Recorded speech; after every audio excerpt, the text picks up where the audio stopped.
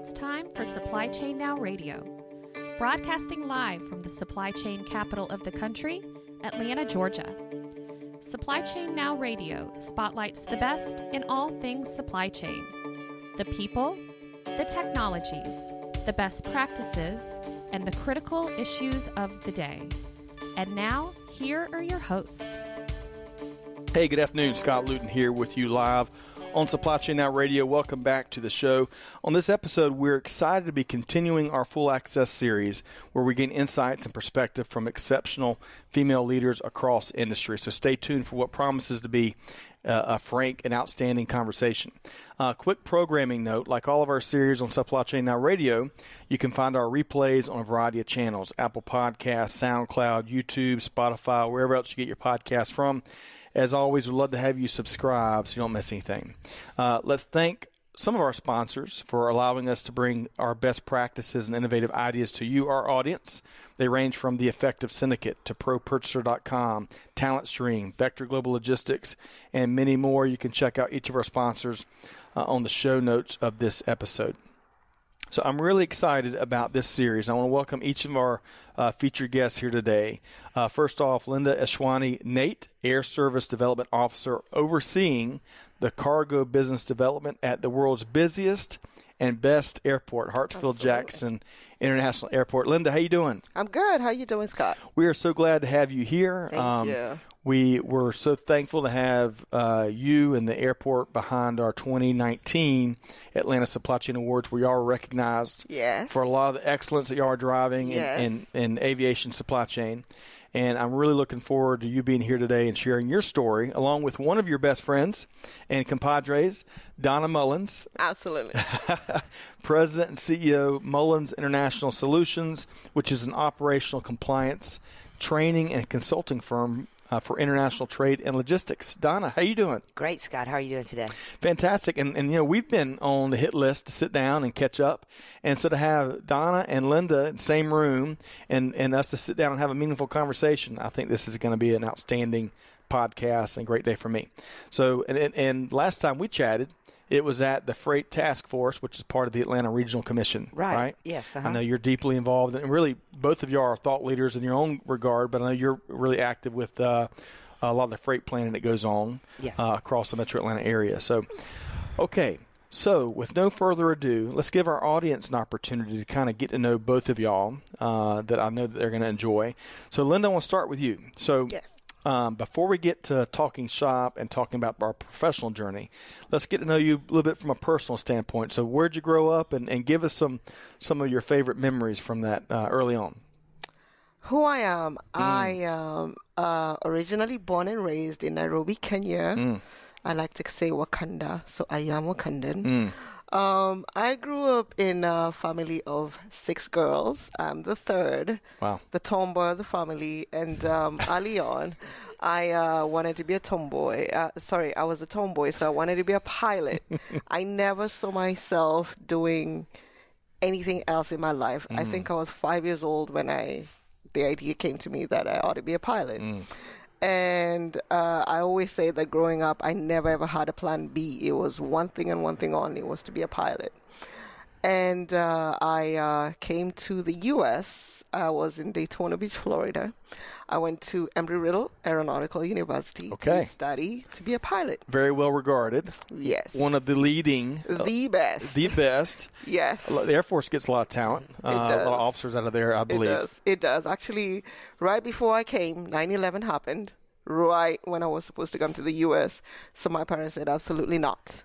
So the only way I eventually came, it was a lot of negotiation and a great standoff, and I came eventually, and I started, and you won. You won the standoff. I did. You know, I beat my father down. You know, he's like the toughest man on the planet, and you know, so I did. I made it here and flew, and I was doing really well, and I fell in love, and I had a baby, and I didn't want to be a pilot anymore.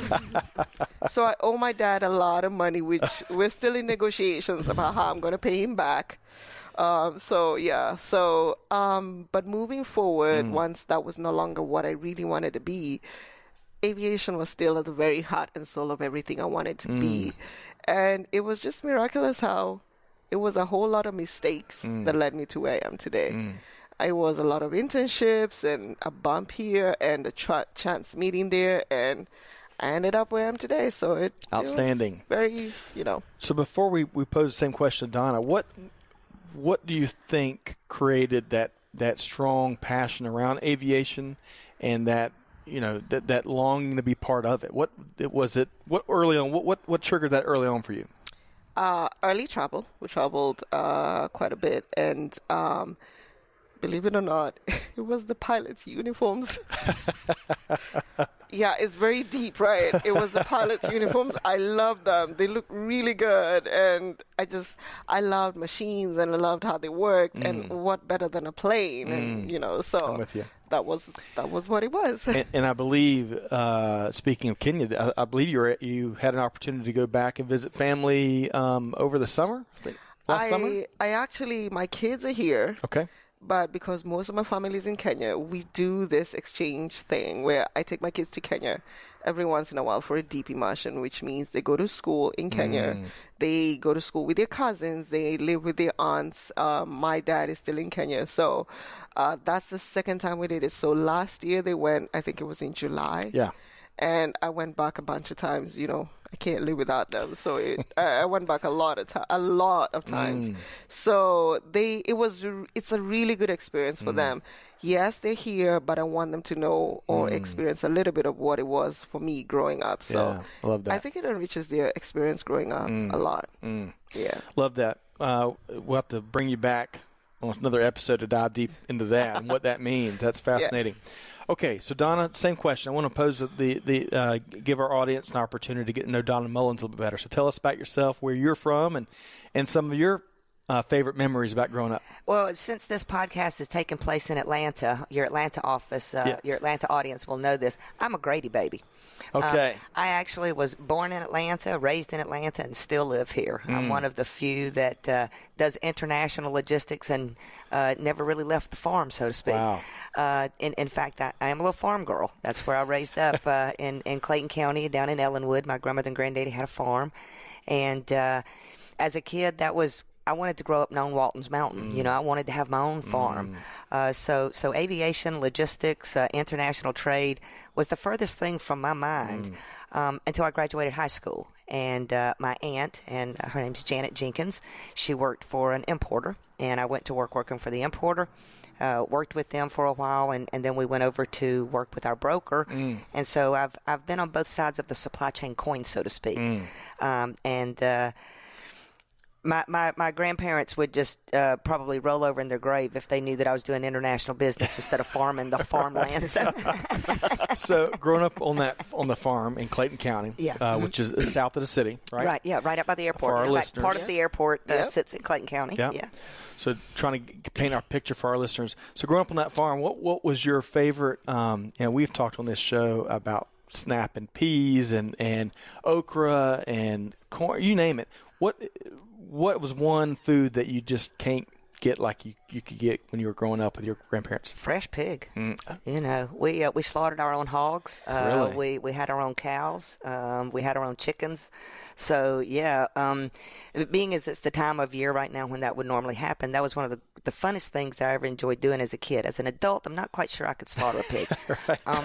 But as a child, it was really neat to be out there and just smell the cooking of the fat back and just being entrenched in, like I said, just little farm family and little farm life, and I really enjoyed it. True farm to table. True farm to table. That's right. That's a huge movement these days.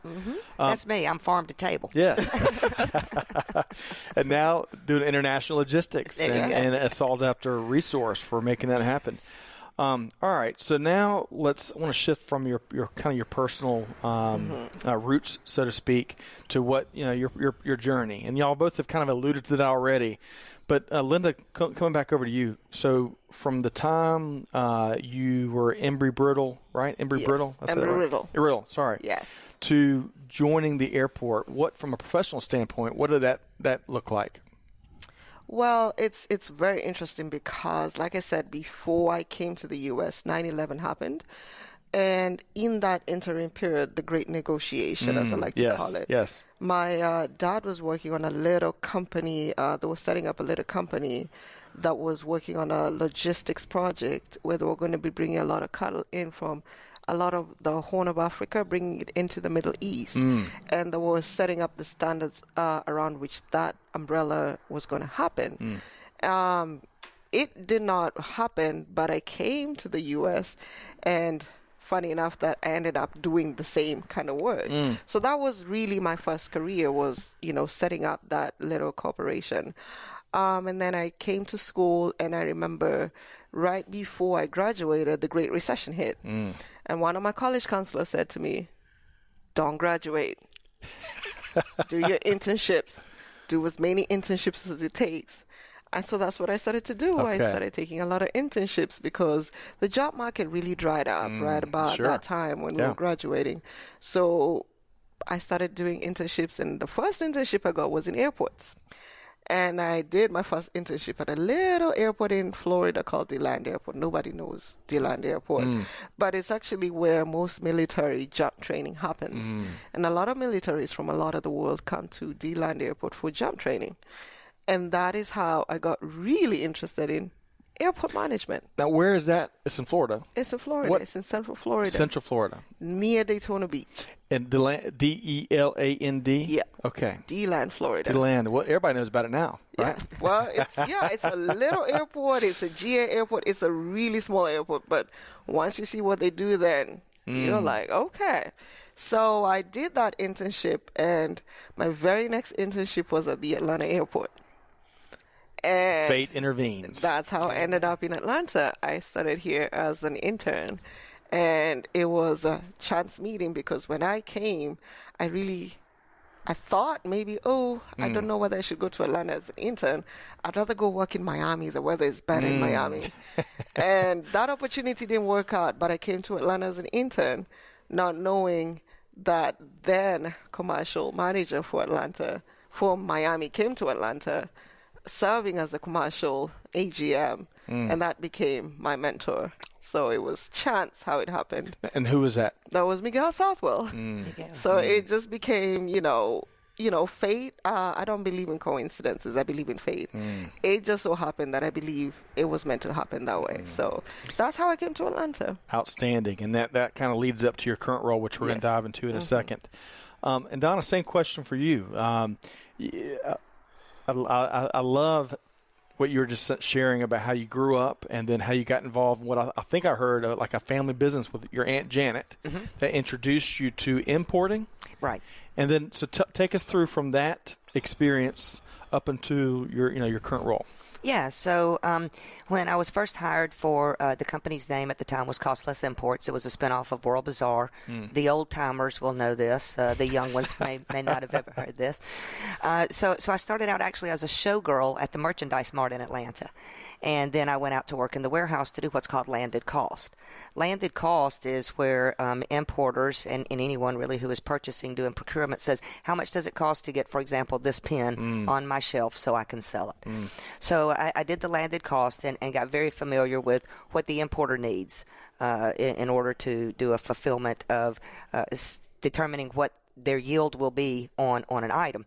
So then when I went to work for the broker, actually they created a position for me, and I'll have to thank Dimitri Miltiades. For many, many years ago when it was at the Jennings Company, they allowed me to come in and be a past due research clerk. So that was what I started doing, just researching past due bills that we owed and bills that customers owed us. And they found out that I was pretty good on the computer. So then I started doing data entry. And as I was doing this data entry, we were putting all these numbers and everything in all these fields. I was like, what the heck does all this stuff mean? So I just started looking at whenever I would put in a number, what the system would return. It was like, oh, I'm talking about tariff numbers here. So I kind of introduced myself to classification through keying. Then I grew up from being a past due research clerk and a data entry analysis person. Walked my way up the corporate ladder, and I say walk because you don't run in this industry. You really do walk. It's a fast industry, but it takes time to build.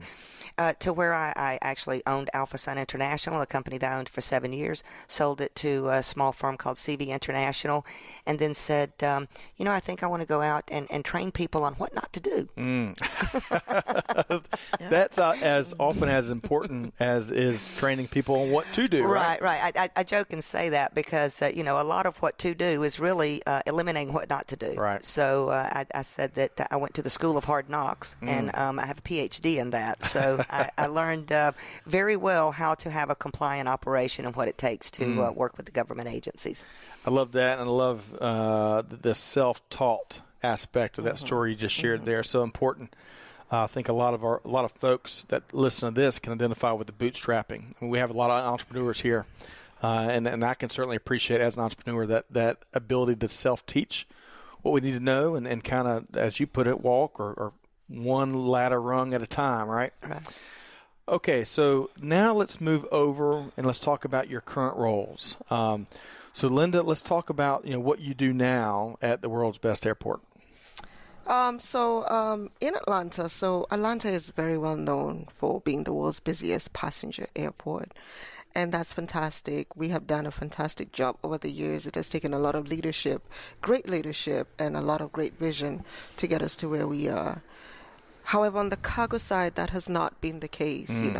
A lot needs to be done, and a lot has been done. A lot is being done today to get us to where we are, to catch up, to bring the cargo to play on the same level, the same platform as our passenger service, which is what my role is. So when we talk about, cargo business development, it would be easy to say, we're going to increase the volume of cargo coming into Atlanta. Seems easy. Seems easy, right? But is the airport ready to handle that increase in volume? Are we ready to provide that those excellent standards of service to the increased cargo that we would be receiving? Are we ready to service the higher verticals? Is it the pharma? Is it the aerospace? Are we ready to receive it? Are we ready? Are we able to handle it the way that it needs to be handled? Do we have the right facilities? Do we have the proper manpower to handle it? Are our facilities, the airport, is it ready? So my role in business development is beyond seeking more business. First of all, we have to make sure that the conditions on the ground are conducive to receiving this increased service. So we have to make sure that our ground handlers are working at par. The workforce. Yes. Right? Not just the workforce, but the ground handlers. The equipment. The standards that we have at the airport in handling the cargo. And, we like to say that when you visit airports in Europe and in China, it's a different ballgame than when you visit airports in the U.S. When you visit an airport in Asia, it's like you're in a whole other planet. It's all automated. In the U.S., it's all manual. So we have to get ourselves to those levels where we're playing with the big leagues in order for us to be able to attract the kind of cargo that is coming from those regions of the world. And to your point, not just work for people, process, and technology, the whole ability to handle more capacity and deliver on the promises you're out there. Absolutely. Yeah. To not just deliver, but exceed. Absolutely, to exceed. That. So that's what my role is. So to dive just a little bit deeper in terms of where you spend your time day in and day out, it sounds like to me is it a mix of in the current operations, right? Yes. But also out there in the market talking with current and potential customers? Absolutely. So it is, I'll be in a conference one day, selling, the region because, it's different from Atlanta is different from Miami. Miami is Miami. Everybody knows Miami. When I first came in 2016 in this role, and you go out to China, they don't know Atlanta. Right. You say Martin Luther King. Yes, they know Martin Luther King, but that's about what they knew about Atlanta. You say Delta, they know Delta, but they don't know Atlanta. So we are introducing them to the region. Who is Atlanta? What is Atlanta? Where is Atlanta? So it's that was a big challenge.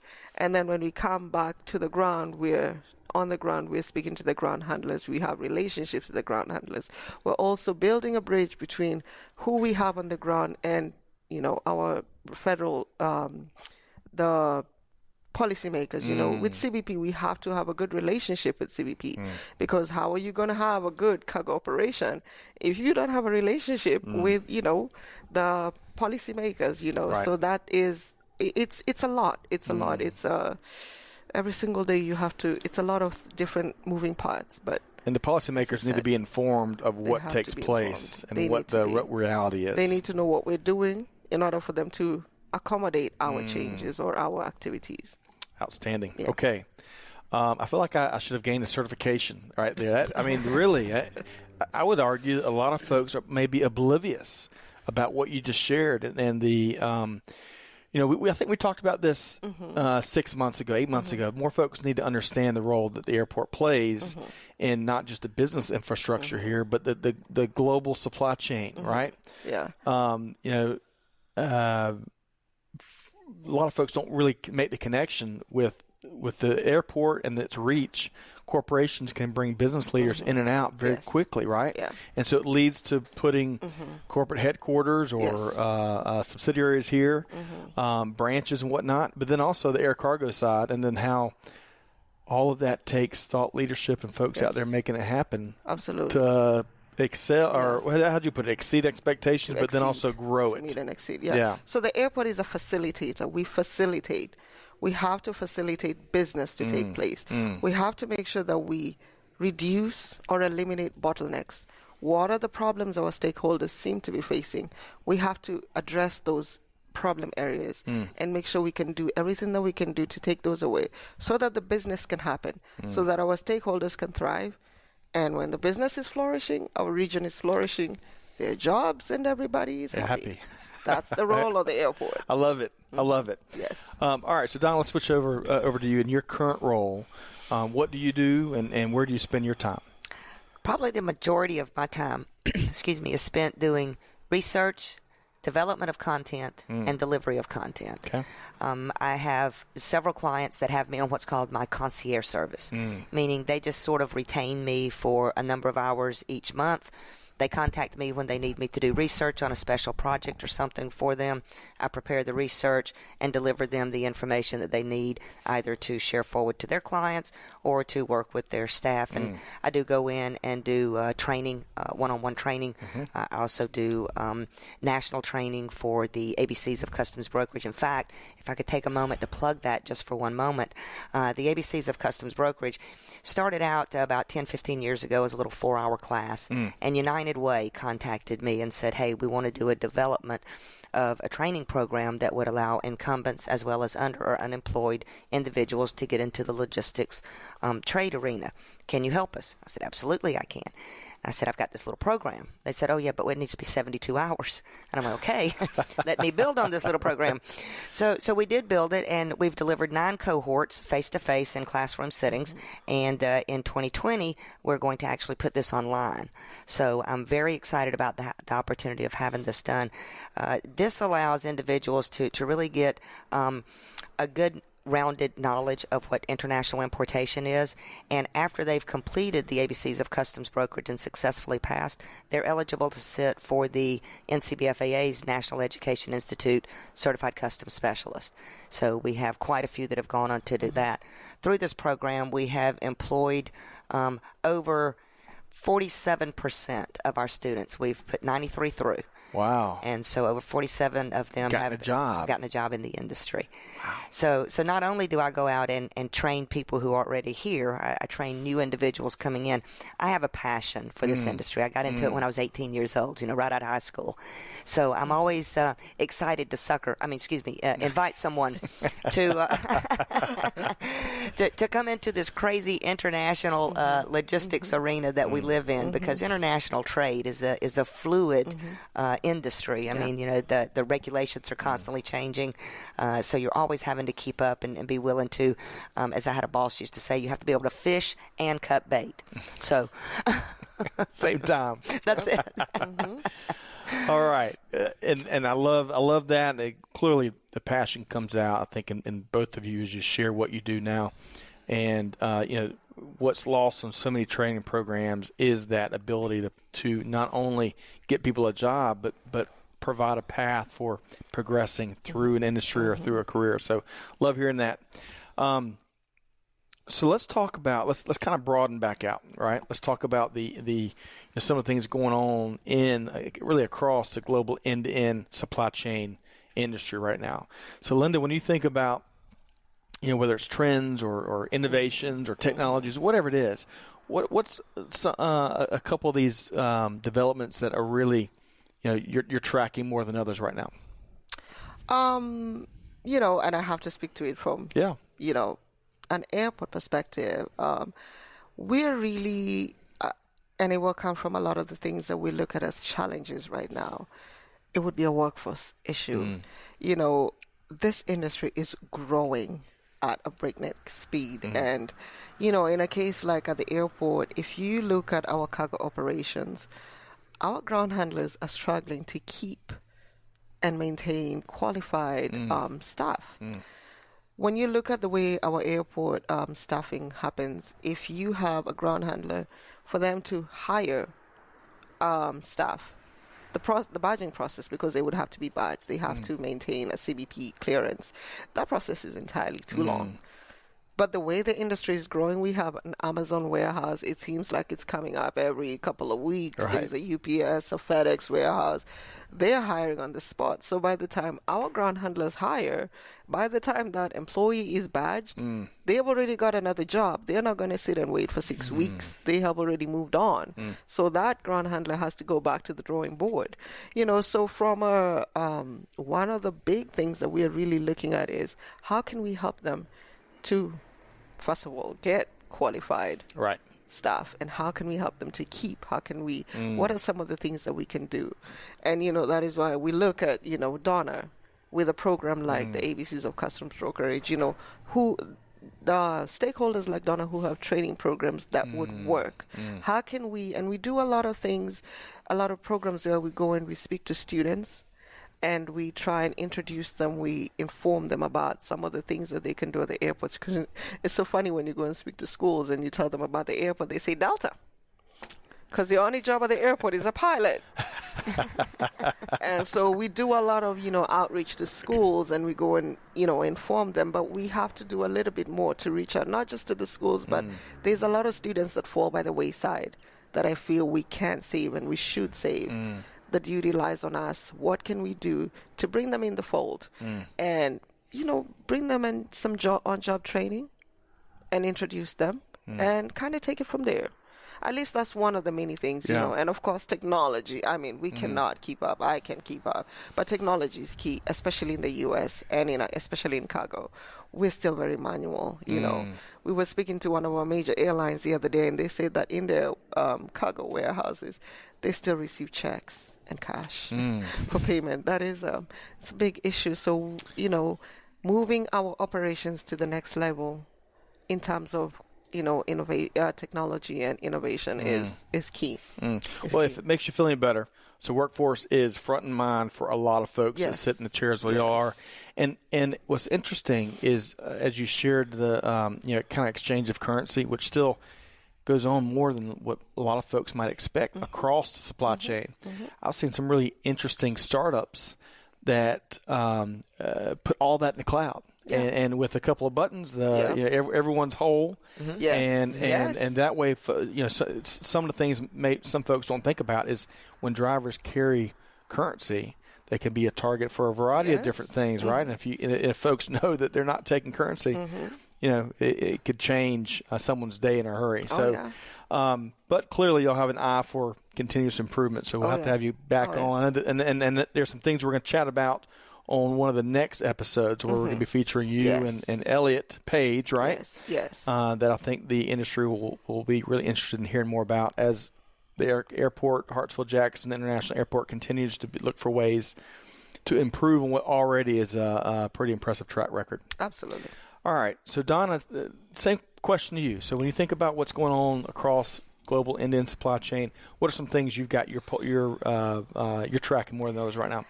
Well, 301 tariffs for one. I do a lot of import business with a lot of clients, and so that's a tremendous thing right now. And these lists can change virtually overnight. We just found out on the 16th of December that the list 4B from China that was supposed to go out on December 15th didn't. Right. So that's how quick how we do business can change. There was USTR did make an announcement last week that we're looking at imposing some of these on some French goods now. So those good wines and cheeses. Oh Lord. There's a lot of challenges that go on regulatory wise, but also just trying to meet the demand. The buzzword for the last decade has been e-commerce, right? Prior to e-commerce, us good old folks, we used to just call it door-to-door service, right?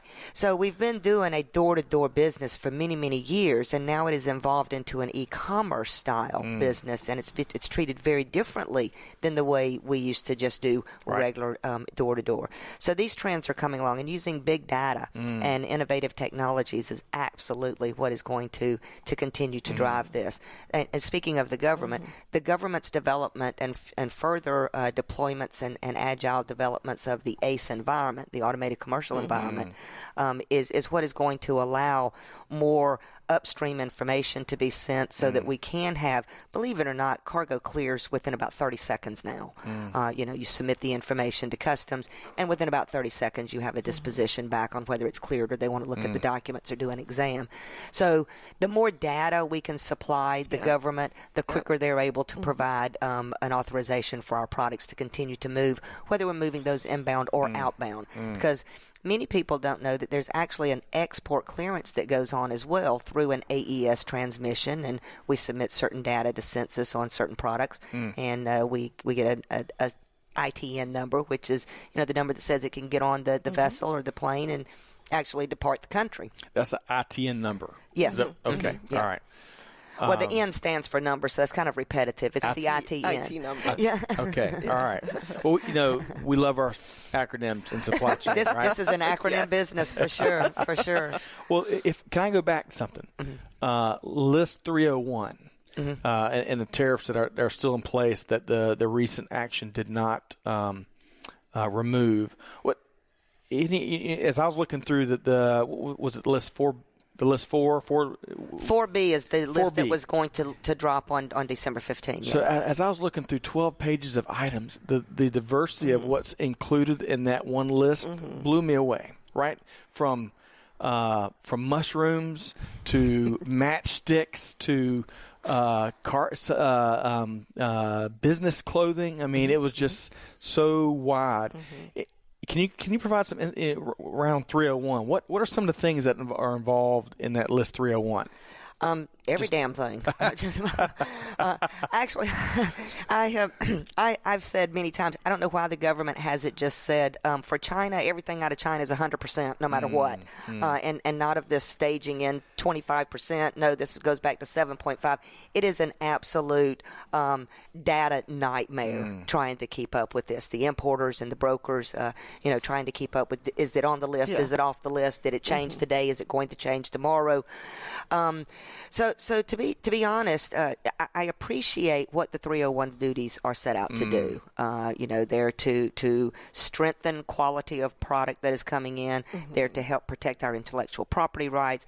So I appreciate what they're doing. And I think that if we sit back and look, and in fact, I just was on a panel not too long ago with Chris Germany from Toto, and we talked about the, believe it or not, benefits of the 301 tariffs, because there are benefits. And one of the things that he said, and I agree with him, is that it has enabled many importers and supply chain professionals to kind of get outside the box, to not be complacent and say, okay, well, we're only going to have one manufacturing location here, and it's going to serve the entire globe. What Toto has done is they have taken their Chinese manufacturing plant, and it now services the China local market. And they've taken that global section and put it into a free trade country. So now not only are they not paying 301 duties, they're not paying any duties because they're importing from free trade country.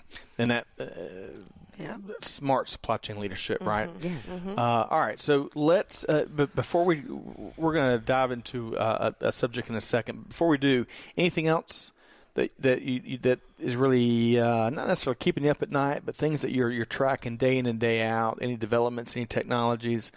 Before we leave this question of our interview, anything else come to mind? Just innovation and how innovation is Yeah. changing things. And in fact, right before I came to this, I read an article that Snap-on Tool was labeled the Innovator of the Year by Supply Chain Brain because of their ability to be able to use AI to get complete exact box sizes that are needed for the variety number of products that they sell. And I can't remember the percentage of cost that they've cut, but it was very significant just by using AI to track historical shipments so that they could see where they could make improvements and changes. And really, that is a wonderful segue. We see these days more and more folks are in organizations. AI is not a around-the-corner technology. It's here. It's been here. It's making a huge impact, right? And by all accounts, from what we have read, from the guests we've had here on the show, so many more organizations are going to be doubling down on AI in 2020 and beyond. So with all that said, one of the things that we want to talk about is not just the gender gap in supply chain, but also the impact of this technology movement and how, the impact that it might have on some of the issues that we have here. But before we get there on the technology side, I'd love just to pick y'all's brain on the gender gap and y'all's experiences. And, everyone's experiences is different. We're here on a fact-finding mission to better understand the journeys and share that with our audience. So, Linda, when you hear the word gender gap in supply chain, what does that make you think of, and how do you personalize what that means? Well, to be honest, I never truly got the whole gender gap issue until I went to college. I went to an aviation school that was 85% male and 15% female at the time. And that doesn't hit home until you're the only female in every class you're in. Until you hit business class. That's the only time you'll see another girl in your class. And so that's when it really started to hit me. Wait a minute. Are there no girls in this school? Am I like the only girl? And then, wait, Business 101. Oh, we're two. Oh, great. you doubled. And then that's when it really started to hit me. Oh, wait, we don't tend to trend towards these kind of careers, For the engineering classes, it was worse, For some of those more, high-tech math-based, robotics kind of classes, it was almost nobody of my kind out there. And so it was very curious to me because, like I said, I was a tomboy, so that's what I gravitated towards. I didn't understand it. I see it even till now. I don't. So for me, I'm not sure, because again, like I said, tomboy, my brain is wired in that direction, but I don't understand. Is it that we're not wired that way? We're not interested in that?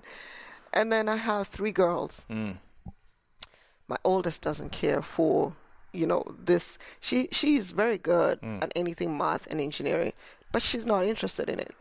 She wants to be a fashion designer. She likes pretty cutesy things. I didn't understand that. My middle child is an absolute tomboy. She only cares for, robots and that kind of stuff. Right. My last one, she's 4. Who knows? So I look at them and, they're so different. Right. I'm very different. And so I question, I wonder. Right. But then I hope, it is my sincere hope, that we're not staying away because we are afraid or that we feel we're not good enough. That is my sincere hope. Or that we are not equipped enough. And I'm trying to identify who shared it because there's so many factors. I mean, whether it's interest or whether it is opportunity or whether it's whatever. But we had a guest come on that talked about how in their daughter's elementary class, there was a female teacher that said how much she hated mathematics. And, that look, it's innocuous on its face, but what message, what seed that might plant that might take someone in a different direction, right? And if you don't know, we all don't know what we don't know, and that might shape our career paths, So, but same question to you, Donna, because we all have different perspectives and journeys here. When you hear that, like, what do you think about? I think I've never experienced it. Early on in my career, one of my first jobs was working for a company called Atlanta Customs Brokers. It was owned by a lady named Gail Hagens, and her husband worked for her. And love that. The exact opposite. Hey, I can relate. I work for my wife. I know that. There you go. So, and it was an all-female staff except for Harold. And we joked, and this is probably politically incorrect to say, but we used to call it Harold's Tea Room because it was all us girls and Harold. But I've not ever worked in any position in any companies within the supply chain where that it was not as close to 50-50. Show me 50, Elba, okay? Where it was not as close to 50-50 as anything. That's remarkable. Yeah. That really is remarkable, and that that should make us all feel better because it can be achieved, right? It can.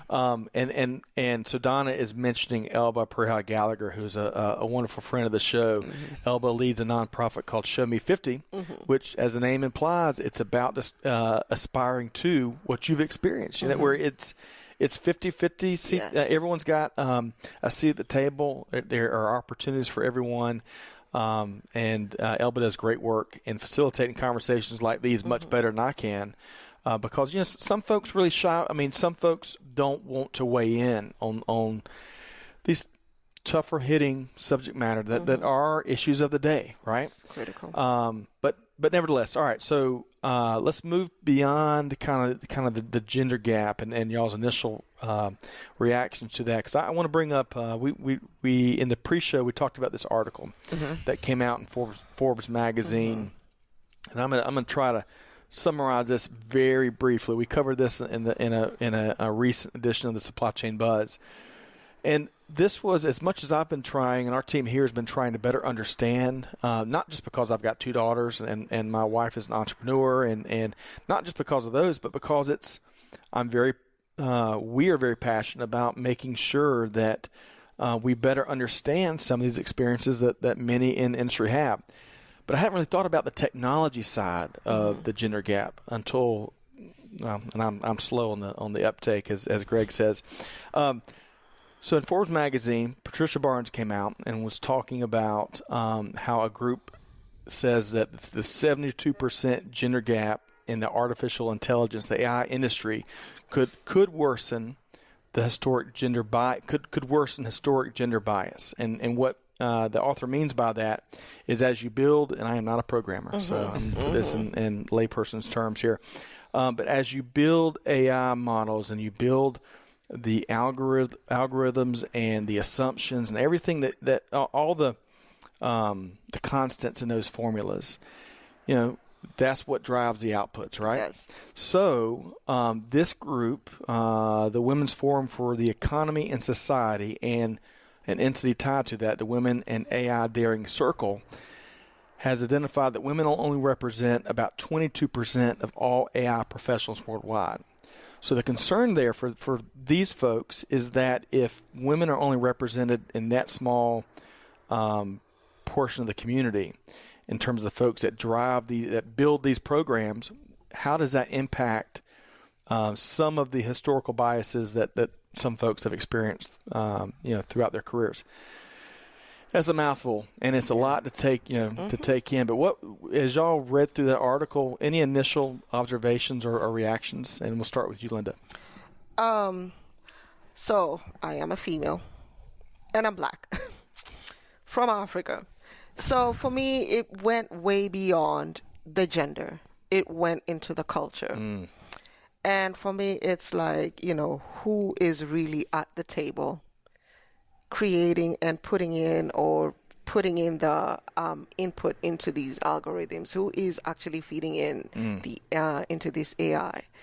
is, are we all at the table? Because are we all going to be eliminated from the table? We all need to be at the table putting in our side of the story. We all have a side of the story, and that is what needs to feed into that. So it's not, for me, it was beyond me as a woman. It was me as a black person. It was, because at the end of the day, whatever we're building is not for us. We're going to be long gone. When you think about what its effect is going to be for the generations to come or the generations that are already here, I don't worry about it for me. I worry about it for my children. I worry about it for my children's children. Are they going to be able to fix it? When you think, because, I am the day that the computers will take over, I'll be gone. So I think about it from a standpoint of, it's not about me. It's about those who are coming after us. What kind of burden are we putting on them to fix? So that is why everybody needs to be at the seat, who needs to have a seat at the table. Beyond just the gender. I like that. I think immediately when folks hear the word diversity, one of the first places they go is to gender, but it represents, as you're saying, so much more than that, right? It is. Yeah. Donna, what's your first take? Well, after I looked at the article, my first take was, okay, so we've got 22%. Is it because the opportunities are not there for the women, or the women are not seeking those opportunities? Because if you look at logistics and supply chain at whole, depending on which survey you look at, anywhere from 39 to 45% of supply chain roles are filled by women. Here we go again, Elba. We're almost to that 50. So it, and about 15% of those even at top management. So I look at it is it that the women are not seeking these positions, or that there's a barrier? I don't think there's a barrier, and I'll say I don't think there's a barrier because if you look across the supply chain, whether there is the top management, maybe the company might be owned by a non-female. But I can assure you that there are the females in there that are making some of the most valuable decisions to be made. If we look at percentages of how many women are actually now in the supply chain, everywhere from forklift drivers to warehouse managers to, and I'll say that many licensed customs brokers, we find a lot of women doing that, because what I have seen in my industry growth is that women are so much more attention to detail, and I'm not sure if AI requires attention to detail. When it comes to IT, I know I period, T period. Okay. So I'm not sure if it's that the AI requires lesser detail, so women just really aren't that interested, or if it's maybe women just aren't that interested. I really don't know, because do they know enough about it? Do we know? Sometimes we have a saying. Sometimes you just don't know what you don't know. Absolutely. Right. Well, I think that is the opportunity. I mean, I think there's we can go down the path as both of you are speaking to, and there's so many other factors other than the interest factor, right? And some of the other things we're talking about. For me, from what I've, one of the things we've done is go out and talk supply chain with elementary students, right? And I see a lot of parallels in that. And I love that, by the way. I've seen a couple of those. That's fabulous what you're doing. Well, it is selfishly, it is fascinating. It is so rewarding. Yeah. But I see a lot of parallels because I think, to your point, we all don't know what we don't know. And if you aren't aware of a path or an opportunity or a program or an aspect of the business world, naturally you're not going to take it. And you definitely aren't going to be interested in it because you're not even familiar with it. And I think in our experience talking supply chain and seeing that light come on and 8 minutes later, because these kids are so sharp, I think one of the opportunities we have here is to get the world of technology and other STEM-related fields. Yes. We need it out in our elementary schools so that all folks, women, all different walks of life, understand the opportunity and at least are aware of it. And I think that's coming. I mean, there's very few schools, and I've had the opportunity to do a lot of career day opportunities over at various different schools as well. And there are many of them, in fact, everyone I've gone to, they all have computers. Oh, yeah, that's true. So these kids are now learning, the computer world at a much younger age than me. I mean, I remember what a typewriter is, Did I say that? I do too. But so I think starting kids off so much younger with the technology and the capabilities of technology is absolutely going to continue just to grow in this area. Yes. And yes, folks like Linda, like you, Scott, and like myself out there trying to tell about the logistics and supply chain world, because if you think about the word logistics actually is a military term from the 1950s. And our first thought many times is when we think of logistics, it's warehouses and trucks. Yep. We don't really think about beyond the warehouse and the truck and all of the other links in that supply chain. And that's one of the things that I keep trying to talk with, various different developers and things of this nature, is you've got to take a look at the fact that a chain has more than two links. You have warehouses and you have trucks. But without the individual sitting at a desk ordering that freight to be in that warehouse or on that truck, they're not doing anything. Yeah. And I think that with the AI and with the automation and technology, that it is introducing logistics and supply chain beyond the good old boy truck driver field.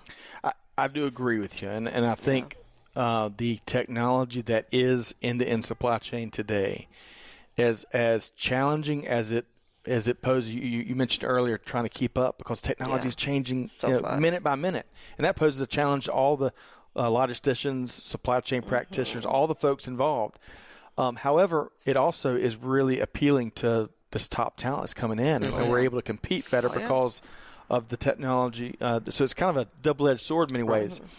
One last comment here, and then I want to make sure our listeners can know how to follow up with both of y'all. So from the article, and we'll include a link to this article, which I think is, if nothing else, it's thought-provoking. It gets you thinking about some of the things we hear about on a different level. If I can interject, if you're going to supply the link to that article, one thing, I read the article because she gave us the link. Scroll past that article. And the very next article, the very next article is how decryption helped beat the Nazis and what it means for InfoSec today. And right there is depicted from World War II, two women standing in the decoding computer room. I love that. So, yeah. that is, we don't recognize enough of the folks that have contributed for years and years, going back forever. And that's part of our challenge today, right? Yeah, you look at those pictures. It looks like Linda and I. We were breaking the code. All right. Love it. But one last thing here. So the article talks about, according to the World Economic Forum, the gender gap in the AI industry is 72%. The largest gender gaps are found in manufacturing, in energy and mining, and software and IT services, which I think a lot of that is somewhat intuitive. Women, and I'm quoting here, women employed in the software and IT services industry make up just 7.4% of the AI talent pool. Yeah. And the smallest AI, so it goes on to say that the smallest AI talent gender gaps are found in nonprofits, healthcare, and education. So, kind of a mixed bag there. And I'm curious to see, I'd love for folks from those sectors that are getting it right, and there's less of a divide, to have a compare and contrast with the industries that are kind of lagging behind and kind of see what we find there. Yeah. I mean, because when you think about those industries which are lagging so far behind, how rich could your program be? And how much better could it be if you actively go out and seek to diversify? Yeah. I mean, the onus is on them to really seek to diversify, because, I mean, what good is it when you all have the same viewpoints? You're right. And we're kindred spirits here. It makes us all better. Folks that look at problems or opportunities or markets from different lens. Exactly. That's how we all get better. And I'd love to, Donna, we've got another episode about your some of those companies you worked at where y'all had that healthy balance and you had a room full of different perspectives, because that's what so many organizations are trying to get to. Yep. But some are a lot better at it than others. Absolutely. Okay, so big thanks to Patricia Barnes in this, the author of this article, which we'll link, and as Donna mentioned, there's a great article just below it, which talks about some of the triumphs that and contributions, critical contributions that women made to the World War II efforts.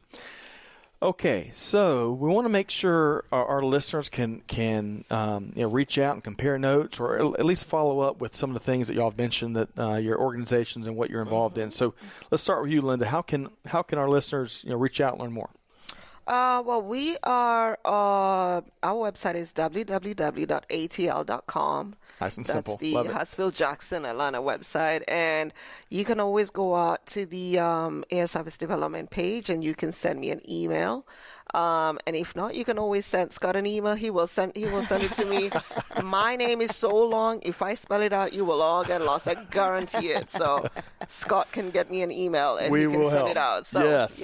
And it's a pleasure to have Absolutely. you here. It's Thank been you, Scott. too long, and we'll have to have you back. Yes, I think absolutely. There's so much we scratched the surface on here today that deserves a lot more of a lot more dialogue. All right, Donna, how about you? Hey, you can find me at Donna at Mullins INTL Solutions.com. We abbreviated the international because then if I didn't, it would be as long as Linda's name. Exactly. And then we'll all be lost. And being an entrepreneur and a business owner, you can always reach my phone, 404-429-6341. It rings 24 hours a day. Brave soul. I love that.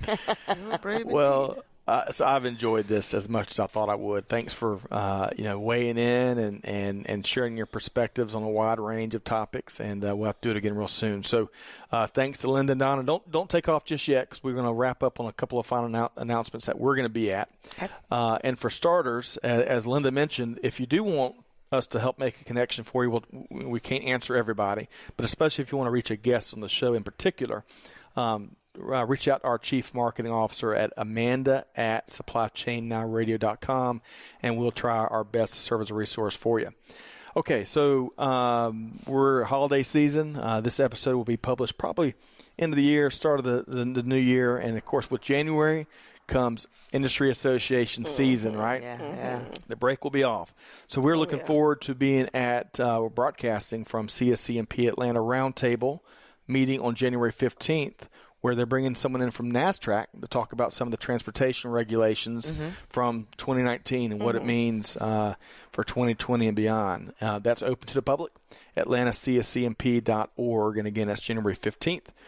And then we're going to be out with our best friends at the Reverse Logistics Association Conference and Expo, which is a mouthful. I need another cup of coffee to get that right, I think. Out in Vegas, February 4th to the 6th. Not sure if y'all plugged in with RLA yet, but as we have uncovered, more world-class companies are trying to figure out how to get best practices and get better at returns and reverse logistics. And the RLA is doing a great job of disseminating thought leadership there. So rla.org, that event is open. We'll be streaming live all 3 days. And then, of course, MODEX, right? Yeah. One of the largest supply chain trade shows, as Ben Harris says, in the Western Hemisphere, is coming back to Atlanta March 9th through the 12th. 35,000 folks is what they're expecting. Yeah. And remarkably, it's free to attend. So, listeners, you can go to modexshow.com, MODEX show.com to get more information. We're excited. Yeah. Because they are hosting our 2020 Atlanta Supply Chain Awards on March 10th. Right? Yep. First year event was last March, where we mentioned that the airport was one of our many recognizees, if that's a word, recipients of of recognition. So we stood up this award to represent a lot of the successes across the NN supply chain community right here in Metro Atlanta. So if your company has a presence, I imagine there's an award opportunity for you, and nominations free. You can go to AtlantaSupplyChainAwards.com. We're pleased to have Christian Fisher, President and CEO of Georgia Pacific, serve as our keynote, and Shan Cooper serve as our MC. And many folks will recognize Shan. Speaking of planes and aviation, Shan was the senior executive of Lockheed Martin before becoming Chief Transformation Officer over at West Rock. So we've got a keynote MC that knows more about supply chain maybe than everyone there. Excited about that. AtlantaSupplyChainAwards.com. One last thing about that, because we just we're going to be announcing really, really soon. So Women in Manufacturing are coming on board as one of our presenters. And we are going to be announcing the last award, which is about organizations that engage women, both in the workforce and on the leadership levels, and recognize those organizations that get it. It's like some of the folks that we were all talking about earlier. So excited about that. AtlantaSupplyChainAwards.com. Okay, what did we miss today? Anything? I think we covered a lot.